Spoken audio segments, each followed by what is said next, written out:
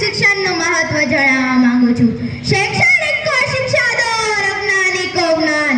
शैक्षणिक को शिक्षा दो और अज्ञानी को ज्ञान, क्योंकि शिक्षा से ही हमारा देश बन सकता है महान। क्योंकि शिक्षा देने से ही हमारा देश बन सकता है महान। અત્યારે ઘણા ગામડા જોવા મળશે જ્યાં શિક્ષણનું મહત્વ હોતું જ નથી અને ત્યાંના લોકો શિક્ષણથી વંચિત રહી જાય છે। શિક્ષણ એક એવી હથિયાર છે, એવી તાકાત છે જેનાથી આખી દુનિયાને બદલી શકાય છે। Education is a very important, એટલે કે શિક્ષણ આપણા જીવનમાં સૌથી મહત્વનું સ્થાન ધરાવે છે।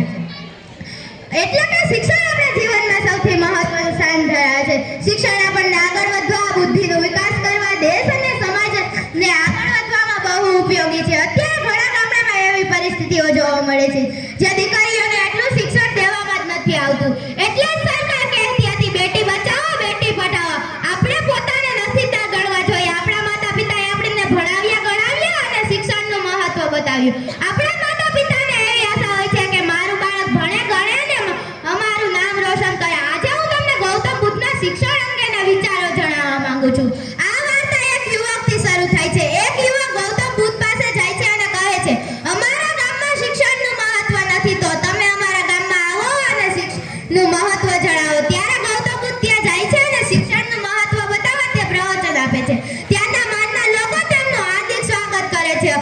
ત્યારબાદ તે પ્રવચન આપે છે। તેમનું પ્રવચન સાંભળીને રોજ લોકો ત્યાં આવવા લાગે છે અને એક દિવસ તે શિક્ષણનું મહત્વ આપે છે ત્યારે લોકો ક્રોધની ભાવના રાખે છે અને એક દિવસ એક મહિલા તેમના બાળક 5 વર્ષના બાળક માટે પૂછવા લાગે છે, એ તથાગત મારે મારા બાળકને ક્યાંથી શિક્ષણ દેવાનું શરૂ કરી દેવું જોઈએ?